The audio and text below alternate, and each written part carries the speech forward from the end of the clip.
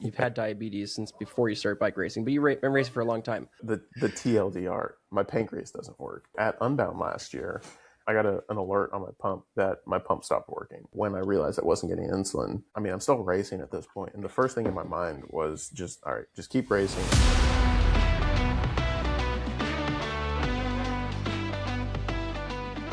Yo, welcome back to the Matchbox. It's me and Adam and our homie Justin McQuerry. He is an Ignition coach. He just started coaching with Ignition last year. He's one of our newest recruits.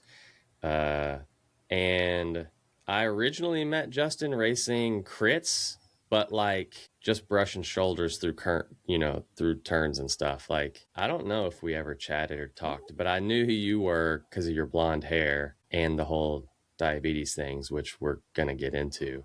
But didn't know. And you raced for that white and blue team, Avis. Novo Nordis. Novo Nordis, yeah. A lot of the same letters in that word. So like we had crossed paths and raced against each other, but hadn't really chatted. And then we got paired. We just like ended up in a house together randomly at BWR Arizona 2 years ago. Yep.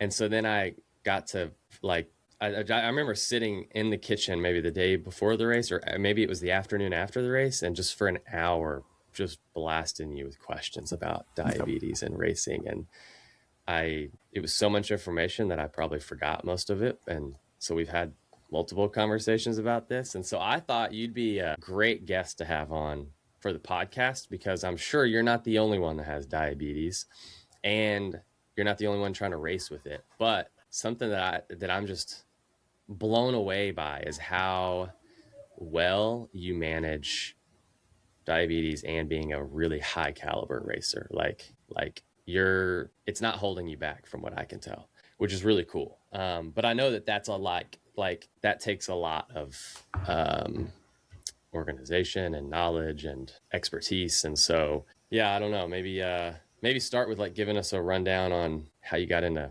bike racing, and maybe give us some of the history with diabetes and all that stuff. Yeah, definitely. First off, thanks for having me on. I appreciate it. Being an Ignition coach has been a really fun way of blending all of my worlds together.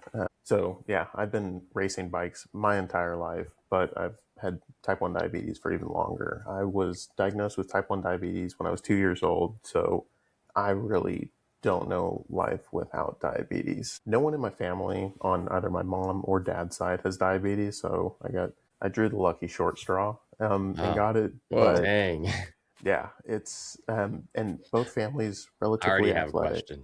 All right, we can start. I already have a question. Save it. Let's No. It's in regards to him being diagnosed when he's 2 years old. Is it that you were Is it something that you were probably born with and you didn't get diagnosed with until you were 2, or is it something that is onset that you actually got when you were 2? So that's a great question, and unfortunately, there's no definitive answer to that right now clinically. Okay. There's a lot of talk that it is some genetic predisposition, but there is no confirmation clinically of like what the exact disposition is, because it's if it runs in your family, you're more likely to be diagnosed with diabetes. But if it doesn't run in your family, that doesn't mean you're immune from being diagnosed with diabetes. So figuring out the exact trigger or cause, a lot of times with autoimmune disorders, it can be like if you're predispositioned for it, it can be triggered by a previous sickness when your immune system's already run down, something or other. But that being said, like age of diagnosis varies wildly. It's slightly more common to be diagnosed in adolescence, but there's people that get diagnosed with type 1 diabetes in their 30s, 40s, etc. So it's really not limited to just a certain age range or just a certain genetic disposition or something, which is a little frustrating, but kind of par for the course with it, right? Got it. Okay. Anyways, sorry, didn't mean to interrupt. You can keep going. Continue. That was step 1, and we've already got a question, so that's good. Yeah. But so I was diagnosed with diabetes when I was 2. So every second of my waking life has had diabetes in my brain as well.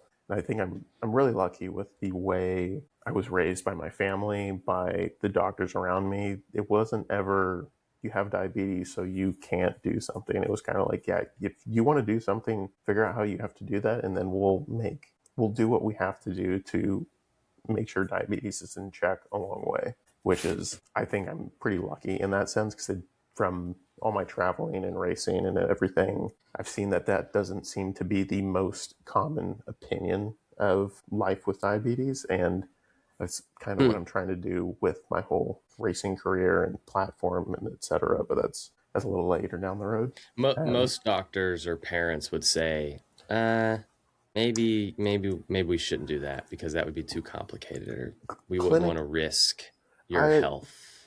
Yes and no. Clinically, it seems that I'm trying to figure out the right way to put this into words, because it's very nuanced, and I don't want to say, because I'm definitely not here to just like shit on doctors. Sorry for swearing this early on.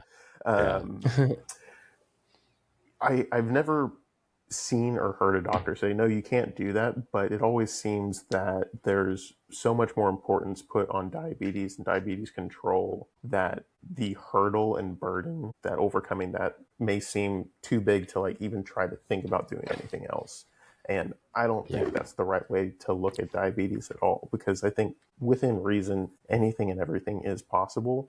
There's just certain steps you're going to have to do and certain things you're going to have to keep in your mind and in consideration to be able to do that. And that's living with diabetes. That's like being an athlete. That's doing whatever you want to do. It's like figuring out the process to make that happen no matter what you have. And I think through, like, I definitely haven't let it limit my ambitions at all. And I just so happen to want to be a really fast bike racer. So I did what I had to do to try and get there, and still trying to do that. And yeah, it's a weird nuance. And I think being able to highlight that there are ways to do whatever you set out to do with diabetes is important for sure. For sure. So I've got a question. So you mentioned that you've been racing bikes your whole life. Obviously not since you were 2 years old. So you've had diabetes since before you started bike racing, but you've been racing for a long time.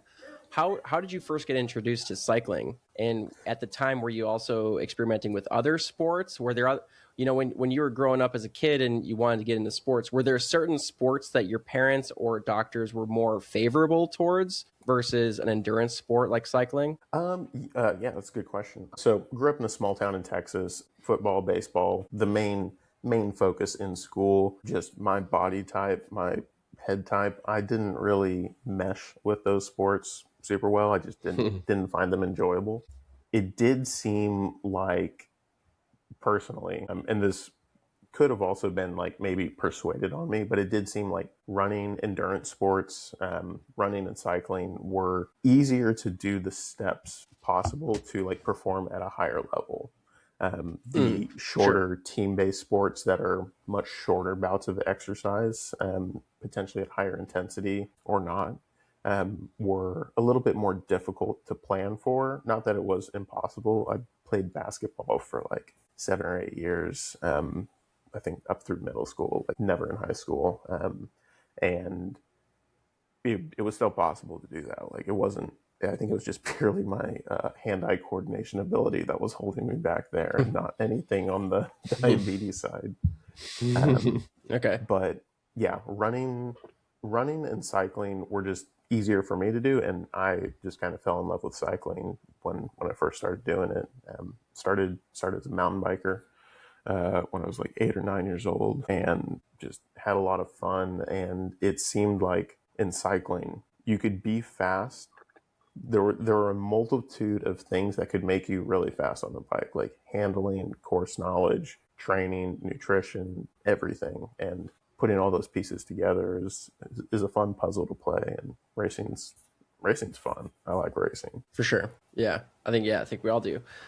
So did you have family members that were also into bike racing? Is that how you got introduced to it? Ish. My dad was interested in cycling. My sister and I got into cycling when we were young because because of him. He didn't, I think he maybe did 1 or 2 Cat 3 races on mountain bike, like very entry level racing. But I kind of took it and ran with it when I started racing. Started seeing that Cool.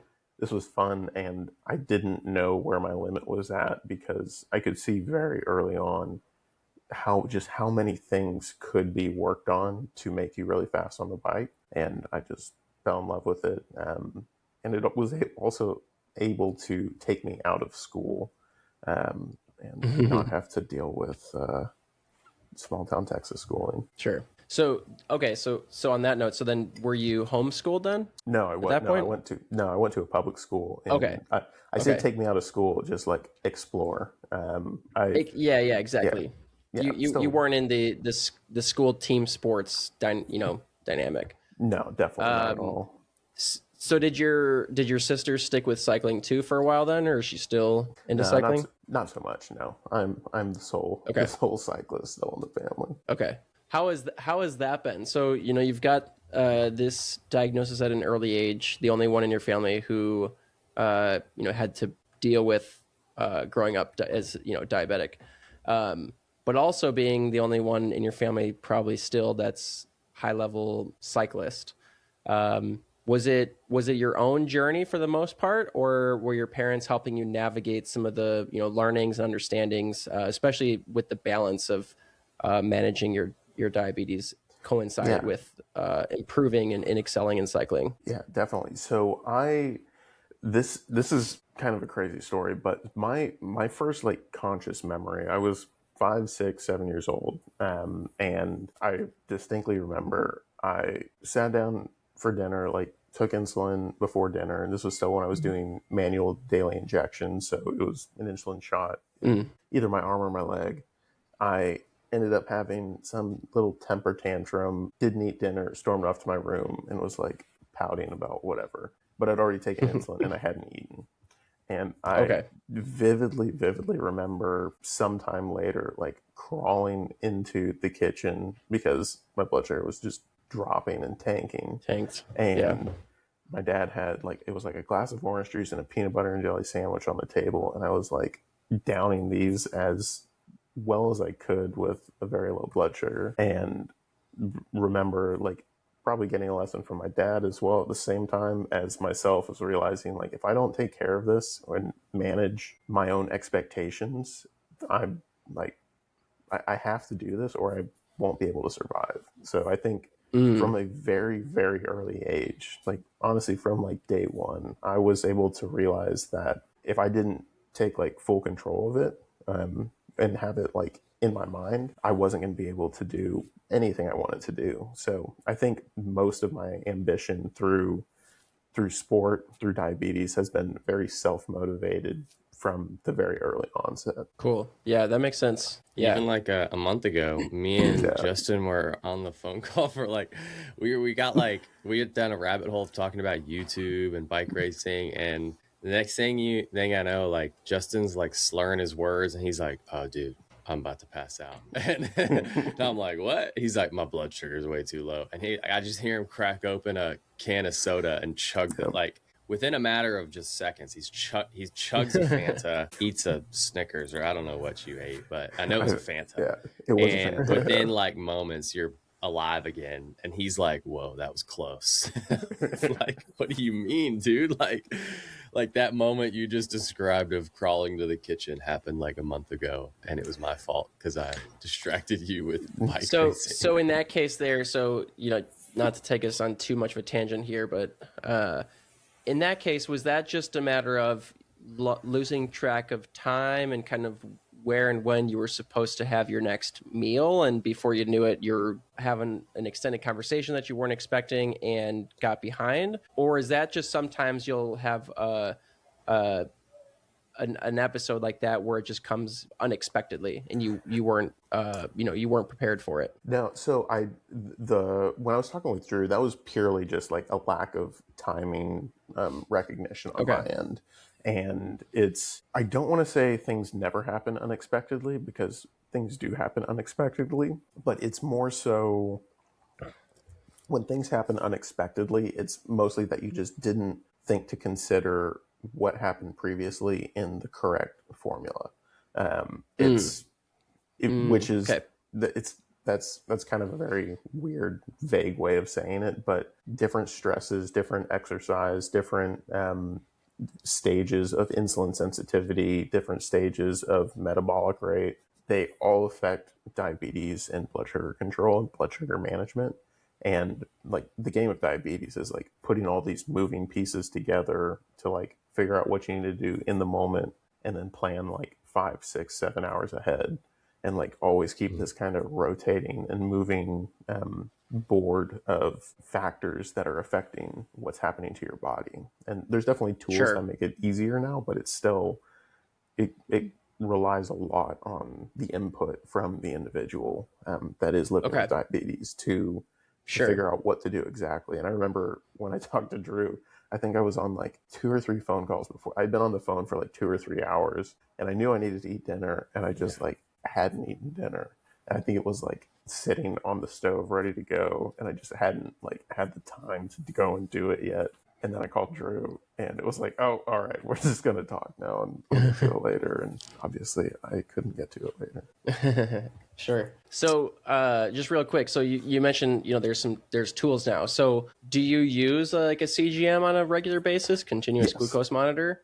Okay. Yeah. I've actually got, because obviously CGM when those, oh, okay, nice. Yeah. When those came more widely available, it was all the rage in endurance sports. It was like, wow, we got access to this new, this new technology that can help us understand how our body's processing in regulating blood sugar.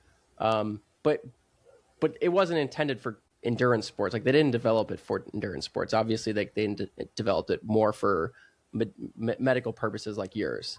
So have you had access to that for a long time? Like since they first kind of came out? Is that something that you've used? Yeah.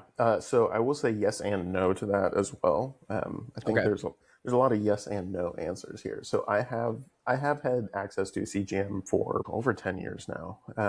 Which is CGMs are incredibly game changing for the lives of people with diabetes. Like being able to know what my blood sugar is at more or less at any point in the day within some pretty certain degree of confidence is insane, because then I have to remove the question, or I get to remove the question of what is my blood sugar, because I can always look at my phone, look at my pump, look at my watch that has it all synced up and see like, oh, my blood sugar is 142 right now. That's pretty solid.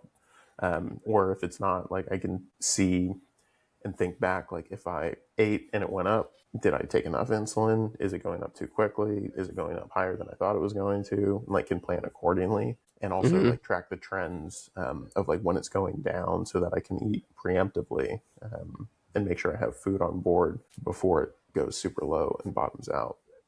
Right. I say no to that because the insurance game, unfortunately, is a very real thing in the world of diabetes. And for a long time, like this is, I think, changed in the last 2 to 4 years. They weren't, for me, and this is purely coming from my experience, but they weren't deemed medically necessary. So I was still paying like a lot of money for the CGMs I was using. Gotcha. Okay. So when something like the Homo sapien CGM came out and it was fairly affordable, like that mutually benefited you too. It wasn't something. So yes and no, and this is where we get into the gray area of consumer grade CGMs. So the Super Sapiens CGM you're talking about there, and with a lot of the other consumer grade CGMs that are on the market right now, they are slightly less accurate than the medical grade ones used for diabetes management. But they also only manage your blood sugar, or only measure your blood sugar within a very tight range, because the people those are intended to be used for don't have diabetes. Their blood sugar more or less is going to stay within this pretty tight range, and more so tracking trends and like how quickly foods are affecting and just like where it's going to top out and where it's going to bottom out. But for someone with diabetes, there's really no upper or low, like the lower limit is 0. Actually, it's none. not 0. Like you would you die a little bit sooner than that. Yeah. But and there is no upper limit, so the medical grade CGMs measure on a much wider scale and with a higher degree of accuracy as well. Gotcha. Okay.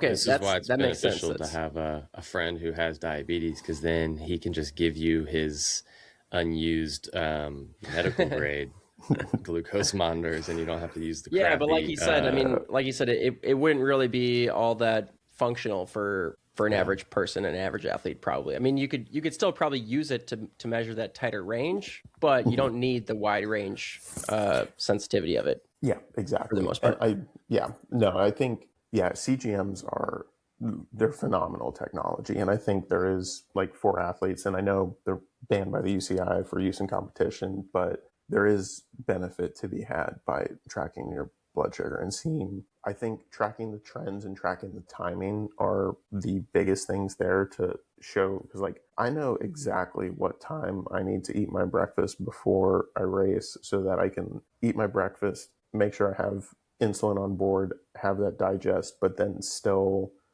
like, eat it far enough ahead of time for things to, like, level out and not have any residual insulin on board or any residual food, like, still in my gut that needs to be digested. And I know exactly, like, I can give you, like, the exact amount of time I need for that. And it also varies based on what exactly I'm going to eat for breakfast. So this applies to everyone, not just people with diabetes, and CGMs are the tool to help see that. So yeah, I got one like a month ago, trying to do exactly what you said. Man, it was like 2 months ago, and I just got the consumer grade one, and it worked for a couple days. And I don't know if it's because because it only says that it's supposed to work for 2 weeks anyways, and it says that a certain percent of them won't even work for 10 days. And I'm like, well, you know. You mean it actually stopped working? Yeah, at some point it just stops working. I thought you meant like the whole process of tracking everything wasn't working for you. No, the monitor itself just craps out. I don't know what's wrong with it, but the first one I had lasted 4 or 5 days, and I'm like, this is bogus. I'm like, what the heck?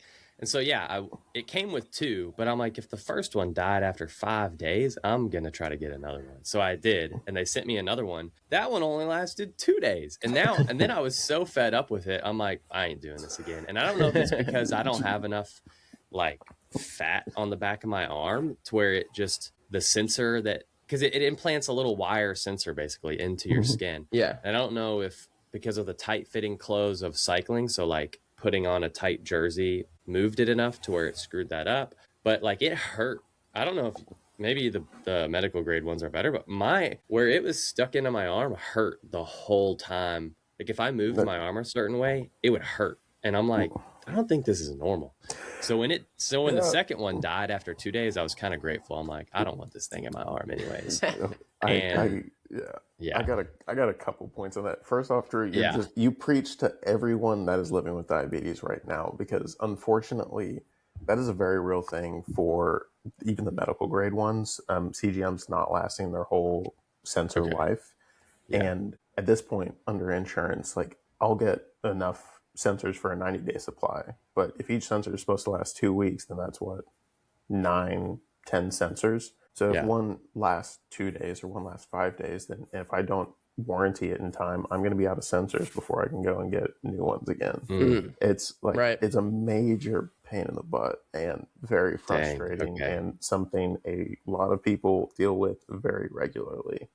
To go on to, so first off, the sensor shouldn't hurt. I don't think you put it in. I must have screwed it up. I mean, it was pretty basic. There's a little device that shoots it in, and I did that. I mean, the first time my wife did it for me because I was nervous. I'm like, why don't you just do it? And I don't know. You probably put it on a muscle or an area where you don't have enough body fat for it to sit subcutaneously. If you choose to do it again, I might recommend putting it on the side of your butt. The butt that's usually one of the fattier areas, especially on an endurance athlete. I'll have my wife do that one too. Nice. She'll have fun with that. But it definitely shouldn't hurt. And if it hurts, that means you put it somewhere where there's just not, most of the time, there's either scar tissue or just not enough body fat. Okay, that's what I figured. All right. Now this is like, we're already 25 minutes in, but I'm curious.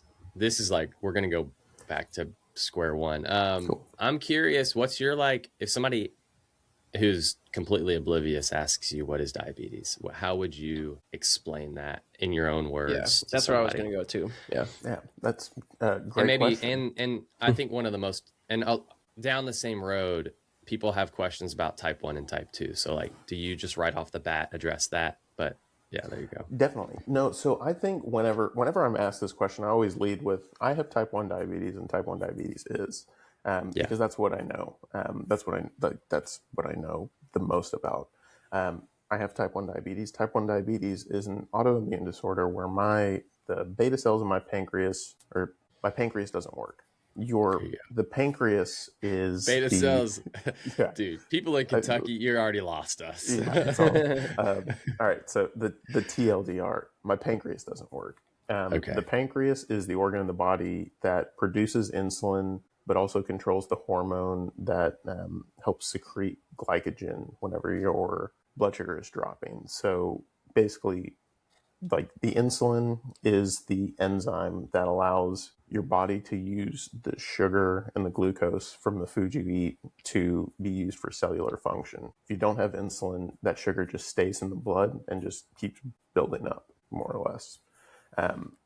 On the flip side of that, the pancreas also secretes a hormone. I don't think this is insulin. I think there's some other organ function. When your blood sugar is going low and there's not enough glucose in your blood for cellular function to secrete glycogen either from muscles or from the liver to like maintain like your blood sugar within a certain range. My body does neither of those things, so it comes on me to do that manually, either by eating food when my blood sugar goes low, giving insulin when I'm going to eat food or my blood sugar goes high, and always managing what my blood sugar is to make sure it's where it should be. So that goes back to helping explain the scenario when you were a child. What had happened when you were a kid was you had injected yourself with the insulin, but you hadn't followed that up with supplying your body with any sugar, that it would convert to glycogen. So your body was basically just sucking down all of the insulin was sucking down all the blood sugar that was within your blood, and then your blood sugar levels ended up dropping significantly because of that, right? Exactly. Yeah. Okay. Mm-hmm. When your blood sugar drops, I know you get faint and you could pass out. What happens on the other end where if you were to not take insulin and your blood sugar to go high? Same thing, like no. pass out? And I think this is somewhat individual to each person. I think there are some traits that kind of carry over, but for me personally, my blood sugar is high, and I usually say like really high, like over 300, over 3 or 400, like that's really high. That's high. Yeah.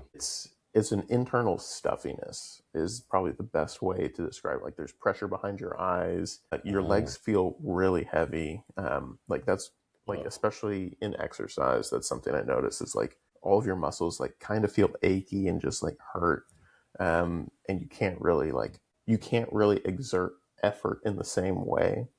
And it's, internal stuffiness is probably the best way I can describe it. It just feels bad. It's not quite like being sick. It's worse. It's just pressure everywhere, and it's just not fun. Okay.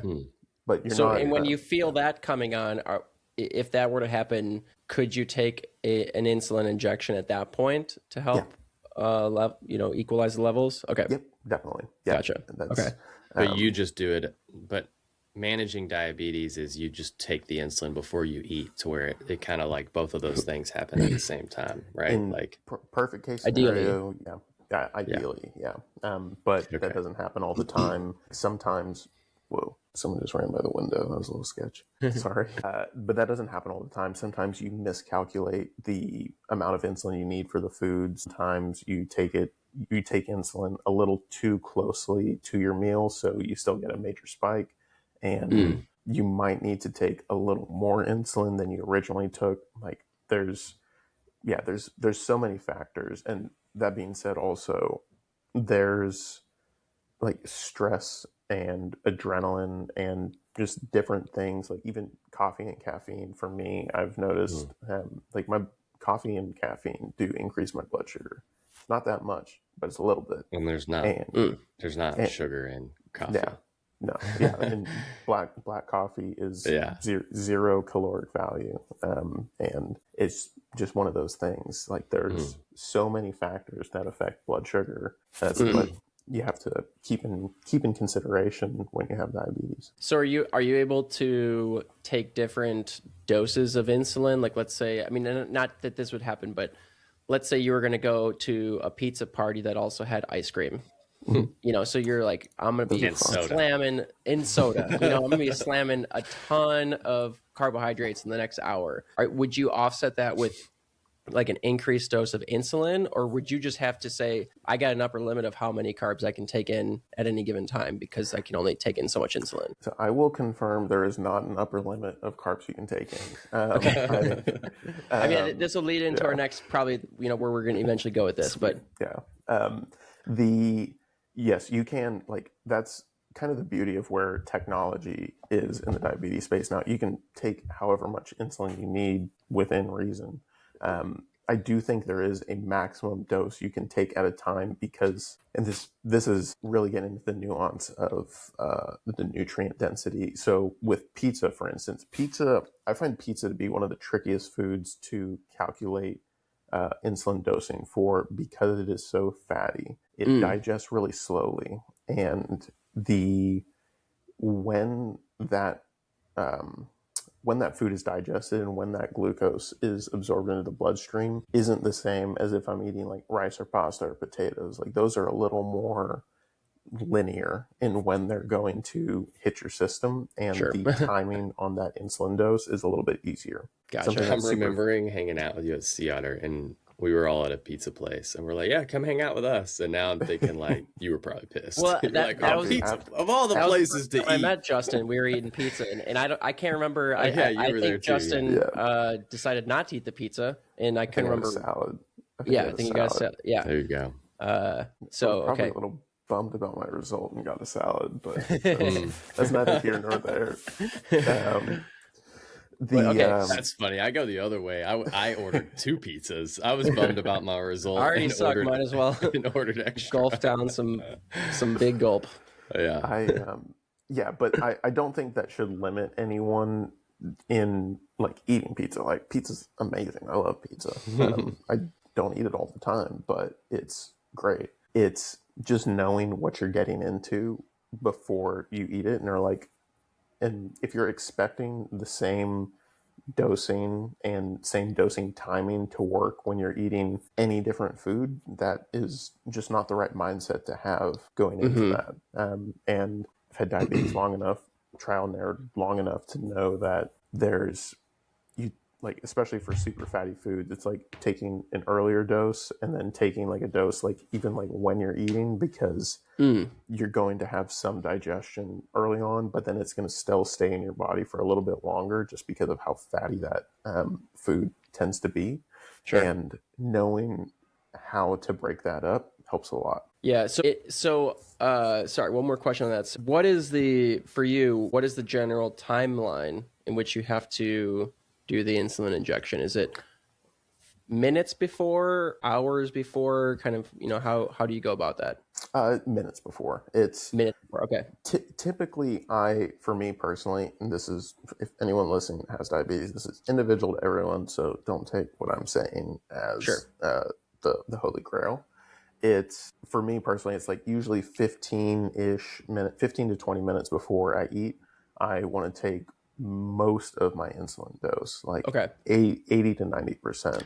And then I usually say most of my insulin dose because sometimes I used to be really structured and I was going to eat exactly this amount of carbohydrates and I would have exactly this much insulin. But as I get older and maybe a little wiser, maybe a little dumber, I don't eat exactly what I think I need to be eating, and I just kind of go on feel, which I think is the right way to do it.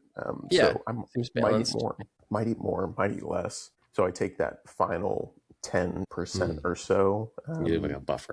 Yeah, exactly. And that way I'm not I'm not locking myself into having to eat exactly this much, and I can Right. either eat less or That's more. that's what I was kind of curious was like, do you have to look at the menu before you go to a restaurant and know exactly what you're going to order before you even get there based on, so that way you have your timing appropriate? But it sounds like you could probably like put your meal in, and then once you already know what you're going to have, like then you can, Yeah. do the self-injection like Yeah, that. yeah, no, definitely. I will say as well, kind of the advent on like technology, like for eating out is incredibly easy actually, because especially eating out's easy at chain restaurants. You can find nutritional value anywhere, Yeah. like Yep. for any meal, and find carb counts, and they're the same anywhere you go. Smaller one-off restaurants, which are probably where you should be eating, are a little bit harder to find exact carb counts, but you get good at guesstimating Right. when you're living with diabetes, and that's kind of falls in that Especially boat. with helpful tools like, I'm sure, like, MyFitnessPal or even like ChatGPT or something like that. You could probably like plug it in and be like, okay, this is what I'm going to eat, and you could get a pretty good estimate of like, here's what the macros are going to break down to be. 100%. Also had a question in regard to this, because you've got the CGM that measures your blood sugar, but you've got a separate tool machine that pumps the insulin into you, like into your stomach, right? Like there's Okay. Correct. isn't Yeah, that right? yeah. It's like a little tube, and you have Yep. to carry. And I know you race with it, because if anybody's raced behind Justin, you see the tube, and then it goes into the back pocket of his jersey. Like he has to race with this thing to pump insulin into himself while he's Cool. bike racing. So what is that? It goes into your stomach, right? I have an insulin Hey, one pump. second. I'll be right back. Yeah. You guys can keep going. I got to answer the door real quick. Cool. Yes, I do have an insulin pump. It's you can put the pump site anywhere. I personally prefer to put it on my butt because I think that's the most. Okay. I thought it was most like out of the way. your stomach or your butt. I know those were the two. I used to put it on my stomach, but I developed so much scar tissue on my stomach, and it's become a very not fatty part of my body now, that I can't really use it because there's nowhere for the insulin to really be absorbed, and the cannula will like hit the muscle and kink and clog, and then you're not getting any insulin. But how long? So you have to put this thing in your butt. I don't know. Yep. Hopefully this is I okay. Hopefully you're comfortable talking about this on the podcast. I am. I'm And the device has the pump has insulin in it. How much insulin is in there? Like, will it last weeks? Like, this is kind of I don't want to say a controversial topic, but the recommended amount of insulin is like enough for one pump site. I change pump sites every 2 days, so I want to have I don't want to have to be changing both my pump site and the pump reservoir every 2 days. So I kind of just fill the reservoir up as much insulin as it can have, and then just change pump sites every 2 days or so. Gotcha.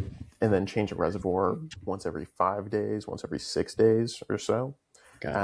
This could, in theory, help lead to like insulin denaturization, just because the insulin is going to be warmer for longer and like potentially out in the elements, and potentially could lose its efficiency or efficacy. And personally, I haven't really experienced that, so I am going to keep doing it the way I've been doing it. But all right. Now we're getting into the good stuff. What happens if this thing comes pulled out of your butt in the middle of the race? Like, are you screwed? Like, you got to pull over and you're done? No. So actually, this is kind of a cool story. So at Unbound last year, this was like right off the start line. I got an alert on my pump that my pump stopped working. I tried to clear it like while we were racing, and it just didn't happen. So I wasn't getting insulin during the entire race. Most of the time, I will also be carrying an insulin pen with me. So in the event of emergency, I can give manual insulin. Smart guy.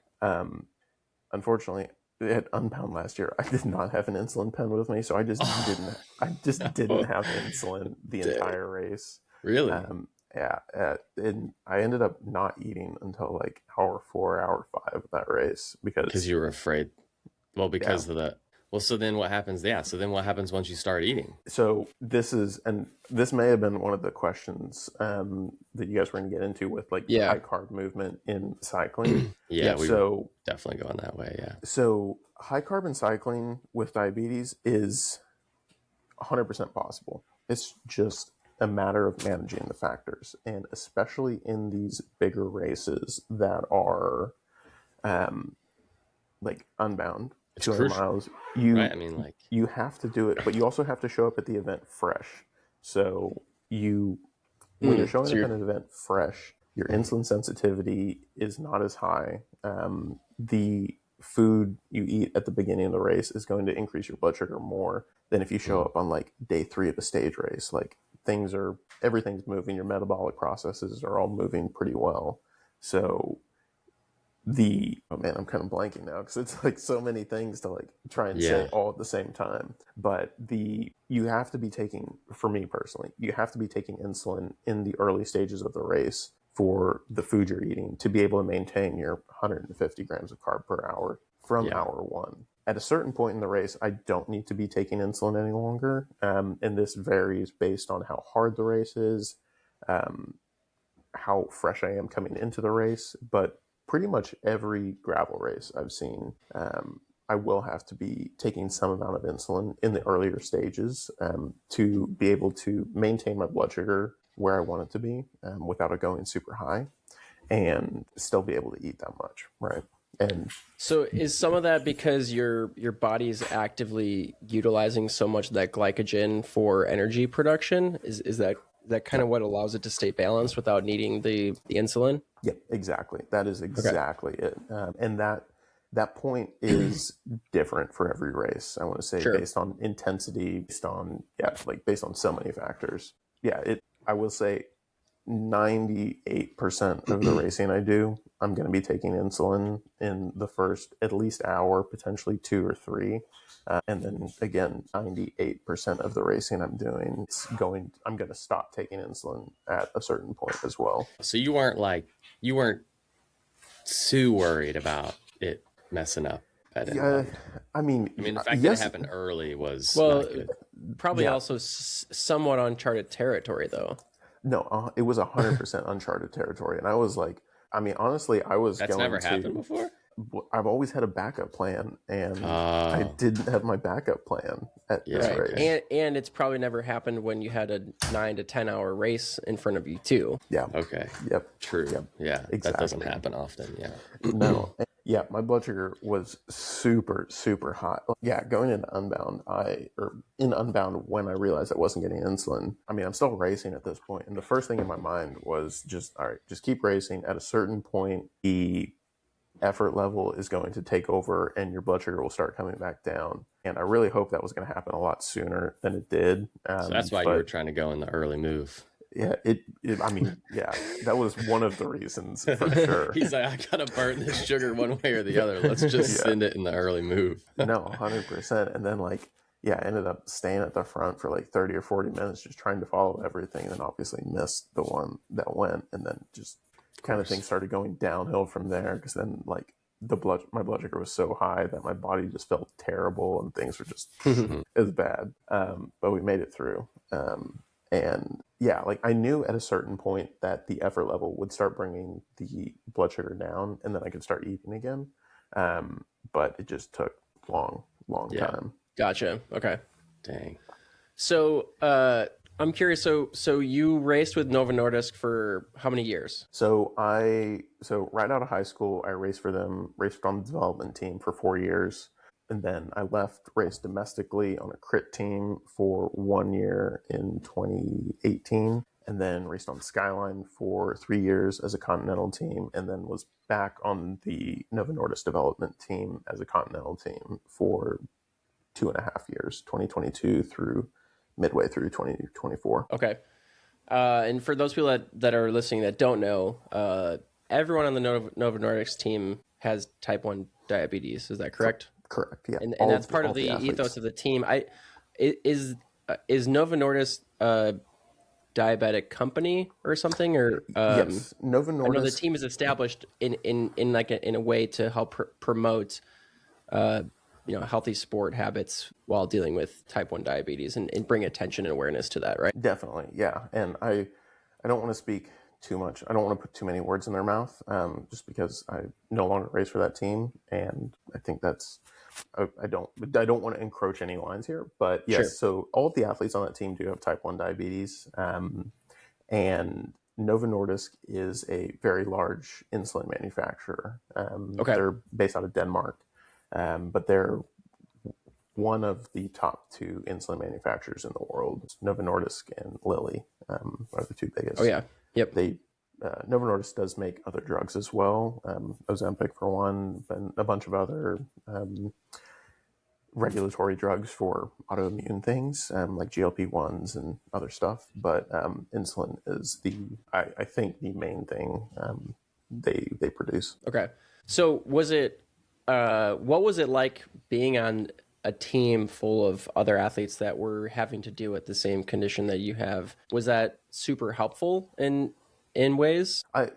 Just to like be surrounded by like, similarly affected individuals. The community aspect of the team is something that I think also just follows in the world of diabetes as well. Like if I ever see someone with an insulin pump sticking out of their pocket or something like that, that's like an instant warm open for Sure. we're friends. Like we have something to connect on. Yep. Yeah. Like Cool. you get it. Like we're going Totally. through the same things just in very different ways. And through community, you learn different ways that people approach things, and you also get to see that like just how people view diabetes as well. And I think that's my unique characteristic in this grand global diabetes community, is like being this pretty stubborn, not letting diabetes dictate anything and being like, yeah, well, why don't you do that? Or why don't I do that? And yeah, being able to connect with anyone with diabetes is a vastly important part of what I'm trying to do. And that was a cool part of being on the team, as well as like seeing other athletes and like what exactly they're doing. That being said, you also do get to see when you're living and working that closely with other diabetic athletes that it is different for everyone. Everyone responds differently to everything. Okay. And what happens for me is 100% not going to be the right solution for any other person in the world. Everyone Gotcha. has their own protocol, but the way of figuring out those protocols is pretty similar from person to person. Okay, that's what I was going to ask, because it sounded like the timeline of when you returned to Novo Nordisk on their Conti team would have been around when the high carb movement was kind of starting, right? So, and a lot of people would argue that the introduction of high carb intake in endurance sports may be like one of the most revolutionary thing in modern day sports. Like that has allowed performance to accelerate at a rate that no one was expecting with, when it was first introduced. And it's so when that was kind of happening, was that like the timeline? Am I right there that it was around the same time that you would have been on that team? So were you guys able to like help collaborate together to understand how you guys could also introduce that to your own regimen? Yes and no. I want to say like this is kind of where we get into the weeds of why I don't really want to talk about the team all that much, just because I don't think there was as much support on a lot of these things as there really should have been. I know that is something they're doing now from my friends that are still on the team, so it is what it is. That's but great. I want to say a lot of the implementation of high carb into my own racing regimen has come on my own. In my own training, in my own racing. This was also kind of the time I started doing gravel, and it was very apparent like in gravel that I had to be doing this if I wanted to be competing. Also purely because the effort level in gravel is really high and really consistent all race long. Metabolically, you're just burning more calories from the very start of the race in a gravel race, and I needed to be able to apply that to gravel racing. So I kind of took on that whole idea of figuring out how to exactly do high carb on my own. Even though I was on the team at this time. Okay, so with your own journey then through that, so trying to ask this in the right way. So what was the approach? What was it for you? Was it truly trial and error? Like, are there enough mitigation options, emergency options, that if you'd mess something up completely, that there's still like a lifeline to make sure that things don't go completely sideways, to where you were able to have a more, kind of like trial and error approach to it? Or did you have to be super methodical with, No, he just carries a implementing? Fanta around with him in his pocket, and so whenever that's like his lifeline is like, oh snap, we're getting low, and he cracks Well, open the Fanta. if he's doing high carb, if he's experimenting with high carb, he's always got a Fanta in his water bottle, right? So I mean, Yeah, Yeah, and honestly, Drew is kind of right on that. I will always bring. So I think the thing to worry about, especially when experimenting with diabetes in sport, is going low. It's like, okay, obviously when you go low, that's like life or death stuff there. If you go high, it's not fun, but you can usually get back to wherever you started and then like do what you have to do to get your blood sugar back in range. But if you go low, like that's pass out, potentially die in the middle of nowhere. Yep. And you don't want that to happen. So I always start every ride with like all the food I need for the ride plus more. Like even for Unbound, for instance, I'm usually starting, like in any of these gravel races, I'm starting most of these races with all of the food I need for the race. Like in the event the aid station just goes totally wrong, I can't get any food there, and I'm still going to race, I need to have right. Like all of bonking for you is not anything you can risk. no, mega not at all. bonk. Yeah, Right. it is a like mega death bonk. bonk. Yeah. It's true. Yeah. And I think one of the cool things about high carb as well, and this goes for everyone, is like you still have to be able to tolerate a certain amount of carbs per hour, just like in your gut. So Sure. physically, I realized this pretty early on. Like I couldn't jump from like 80 carbs an hour, 60 carbs an hour up to 150 carbs an hour. I had to you have to work from like 80 to 90 to 100 to 110, like work your way up.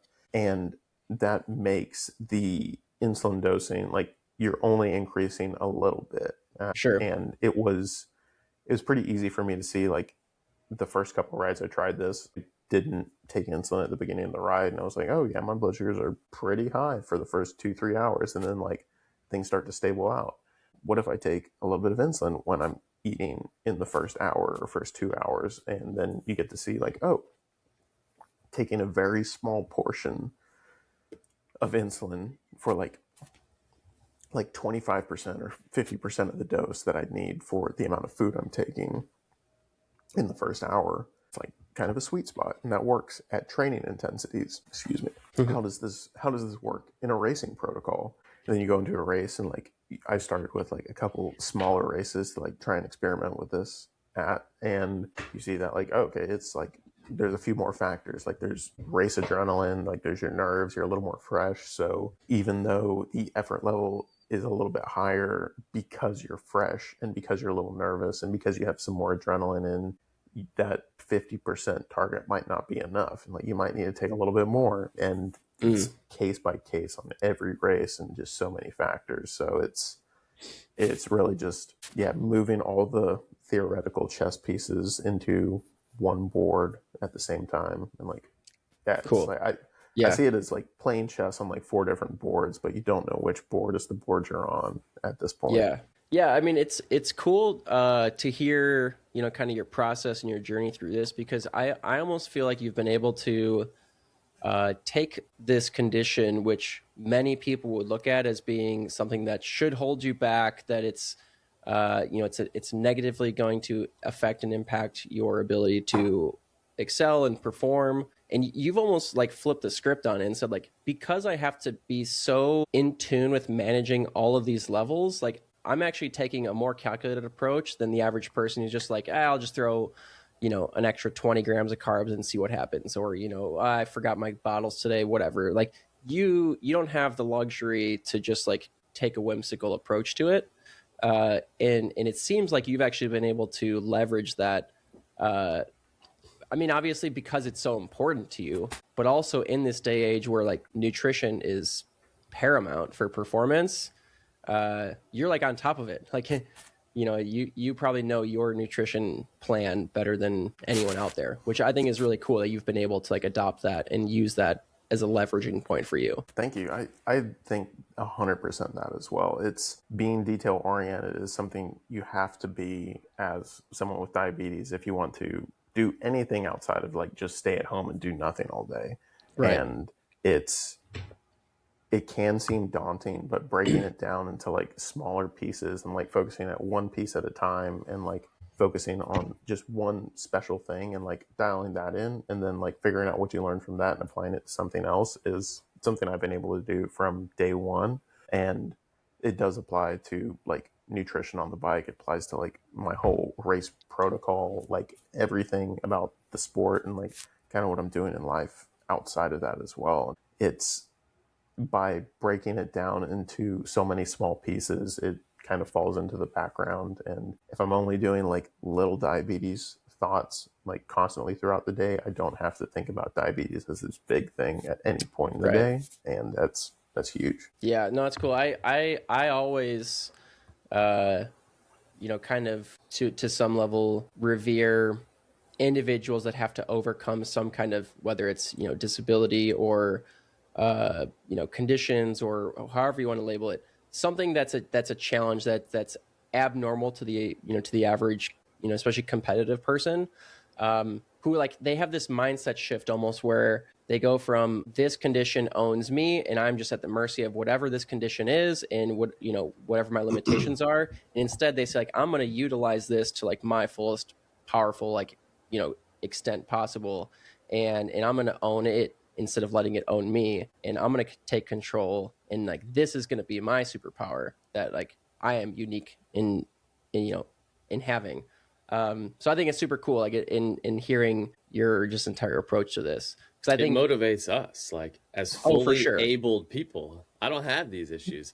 Here's like a perfect example, and this is even more extreme than having somebody who has type 1 diabetes is. In college, I shared a dorm. Like there was 2 dorms attached to the bathroom, and so on the other side of the bathroom on that dorm was a guy on the cycling team who didn't have either one of his legs. He had had a bad motorcycle accident and lost one leg pretty high up and the other one just below his knee and half of one of his arms. So like of all 4 of his limbs, he only had one full limb. And he was on the cycling team. He couldn't do mass start events, but he could do time trials for safety reasons. But like that's have incredible. A guy like that who's determined to do this thing, bike racing, and he doesn't even have most of his legs, makes you like reconsider your perspective. Like, I'm going to think twice when I complain about my legs hurting next time. Like, yeah, bro's doing it and he doesn't even have legs. Like, right. It's motivating to be around. Or think twice about skipping that training session just because you don't feel like it. It's like, it's just like, oh man, it just makes your outlook, even for us, who don't have the issue, it helps us, like it motivates us too, I think. So for you, Justin, what is the best fueling method for you? Do you find that, gels versus chews versus drink mix, like does that all affect uptake and like regulation differently? And like, do you have a strategy where you blend all those, or do you just want the simplest form possible? Yeah, straight Fanta. Yeah, just Fanta in his Camelback, and as he rides, it explodes. It like the Camelback explodes from the carbonation. That would be funny. I might have to try that for a local race. But personally, gels and drink mix. And I think this purely comes down to stomaching the amount of carbs per hour. I've realized in the last couple of years, actually, mostly last year, that I just personally cannot consume any food that's more solid than a gel during a race and still be able to have however many carbs per hour. And I think that might just personally be like a gut thing for me. I think it's also just easier to calculate when it's liquid in that form, which sounds counterintuitive because like how big is a swig from a bottle and how big is like one, like if you're using the refillable gel flask, how big is like one squeeze of a refillable gel flask? I think I've gotten pretty good at guesstimating on that. And I know about how much each is, like purely based on feel and not like, I couldn't tell you an exact carbohydrate content, but I know like if I have like this much, I need this much insulin. And that's worked really well for me. And I can also stomach it and tolerate it for a 10-hour race if I need to. That's that's it. Yeah, I'm always blown away by guys that I'll see that, they'll calculate or they'll go through what their post-race nutrition was, and it'll, sum up to be an average of 150 grams an hour. And you'll see that they've got like 6 bars mixed in there. I'm like, how are you consuming bars as part of that? Because I agree, I'm the same way. Gels and drink mix to me are the easiest to digest. But I'm curious for you. So, nutrition is obviously very important for everyone, and having a set nutrition plan is very important, and trying to follow that and execute it as close as possible to that original plan is always the goal.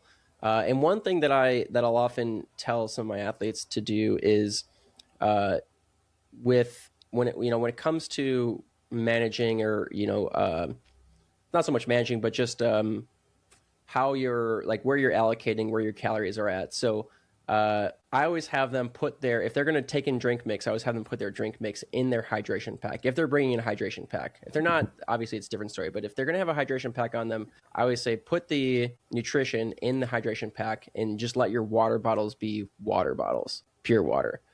And the reason I always advocate for that is because water bottles can go ejecting off your bike. Sometimes you lose water bottles. Probably not too often you're going to lose your hydration pack. Like, for that to happen, the race is probably already over. Is that something like you ever think about? Because, for you, like, managing those levels are so important, not just for the endurance performance side of things, but also just balancing, how your body's feeling and controlling your blood sugar levels. Do you think about things like that, where it's like, you bring an extra 3 gels with you, because if you lose one, like, it's important that you like have that extra one to resupply with, or something like putting the nutrition in your hydro pack instead of on your bottles. Yep, 100%. I think personally, it's more about always having a backup plan, because I don't think you can always plan. Like, it's impossible to plan for everything to go right. Like, that's one in 1,000 that's going to happen. So it's always a matter of having a backup plan if plan A doesn't work, and if plan B doesn't work, and if plan C doesn't work. And for nutrition, thankfully, it's pretty easy. Like, just throw a massive bag of gummy bears in your frame or in your top tube bag, and have like 3 or 4 extra gels on you, because you might lose both of your bottles. And even if you have all of your hydration or all of your drink mix in your backpack or in your camelback, you might also have a bottle on the frame that has some drink mix in there, and like one has water. But then you might also drop a gel. You might drop 2 gels. You might like crash and like lose a pocket of gels. It happens. And being able to plan for these scenarios and like have food, for me personally, have food stashed in like every little crevice I can find on my bike in the event that I need to access it. I don't want to overplan and like have so many backup plans to where I'm like weighing myself down with like all these contingencies, but knowing that I have another 200 grams of carb in my top tube bag that I can access if everything's gone wrong, I'll be fine, and I can still accomplish what I want in the race. It's the same thing as like carrying an insulin pen with me in the event my pump doesn't work. Like, that could happen, and this is the solution if that does happen. Sure. So that state gravel bike that they sent you with that built-in down tube storage, how many Fantas can you fit in the down tube storage? Oh, mini Fantas? I don't think I found an upper limit on those yet. Nice. Drink them. You've just got a sleeve of Fantas in your down tube of your bike, and you crack that thing open. It's like a little soda machine. I'll just put a straw in there. That's awesome. Yeah. No, I think that's a good takeaway for everyone, not just anyone listening that has, condition like type 1 diabetes. Always having a backup plan is really important. And like you said, it's so rare. Like, you want to have your A nutrition plan should be dialed. Like, that should be the best plan that you could possibly execute. But if it doesn't go to plan, you have to have some way to compensate. And I think, there's some good takeaways there in what you're talking about. And I also think it's a good learning lesson for everyone out there. Justin is starting unbound with everything he needs to get from the starting line to the finishing line. If he can do that and he's still competing right up at the front with all the pros, you can carry a couple extra gels to get you, to the next aid station or whatever. Everyone gets so caught up in, I don't want to carry 3 extra gels or an extra water bottle or hydration packs. I don't want to carry that extra weight. It is so minimal in comparison to not having enough fueling or not having enough hydration. Like, that should never even be a consideration. like you said, you don't want to be weighed down. You're not going to carry 3 days worth of nutrition on you if you don't need to. But having enough to get you from start to finish, because you never know what's going to happen at those aid stations, I think is a really important and applicable lesson for a lot of people, and something that more people should adopt. Because you never know. You take a wrong turn, or the aid station's super crowded, or you get there a little late and they're out of stock of whatever you thought they were going to have. Like, you just never know what's going to happen. And I think it's a good habit for people to get into, to try and at least start the race with the majority of what they need, not just the minimum that it's going to take them to get from the start line to the first aid station or whatever. Exactly. Sweet. Cool. Drew, you got any other questions for Justin? No, I don't think so. But this was, I think I remember you telling me this. You're the only person to go to the World Championships with type 1 diabetes. The only male athlete from the U.S. That's ever worn a USA jersey in international competition. There are two female athletes, Mandy and McKenna, who've both been to a couple track world championships, but the only guy. Wow. Okay. Yeah. So, which was that gravel 24? Gravel 23, 24, and 25. Oh, 3 years. Dang. Yep, 3 years in a row. That's awesome. Cool. Yeah, that's no small feat. That's super cool. Yeah, that's cool. And are you gearing up to hopefully go again this year? I'm not. Australia is a long ways to go. It is. Yeah. I'm not sure. And also, I think in the grand business plan of gravel racing, I don't know if going to another World Championships would be more beneficial than staying in the U.S. and gearing up for Big Sugar. So I was gonna say, unfortunately, the timing of it, you're missing out on some pretty big events here. So it only overlaps with Little Sugar. But to believe it's not going to also impact Big Sugar when your time zone difference is whatever, 16 hours or 12 hours or whatever it is. Like, that's hard to believe. So cool, man. Well, that's awesome. That's really something to hang your head on. Thanks. I would say for anyone listening, if you do have any other follow-up questions, Justin is one of our coaches here at Ignition, so I'm sure he'd be happy to share any more information and insight that he's developed. Are you taking on athletes right now? Do you have any openings in your roster? I do have a couple openings in my roster, so definitely open to chatting. I will say email has become the best way for me to answer any diabetes questions. I apologize to anyone that has DM'd me a question. Social media has become a little overwhelming, and I always try to get in that habit too. When people DM specific training questions, I usually just respond with my email and try and say like, hey, send me this in an email and let me get you like the time of day to get the response that you need. So maybe DM's the first way to contact, and then you can get Justin's email from there, or you can reach out through ignitioncoachco.com, get in touch with Justin that way. But cool, man, this is awesome. This was super interesting conversation. Have a ton of respect for you, the process that you've developed in order to get you to this point. How old are you? I turned 30 last year, so I'm getting old. Okay. Hey, that's right. That's like prime age for gravel racing, though. So you're right in the thick of it. Cool, man. Well, thanks a lot for coming on. And Drew, we'll catch you next week. Thanks for having me, guys. Appreciate it. For sure.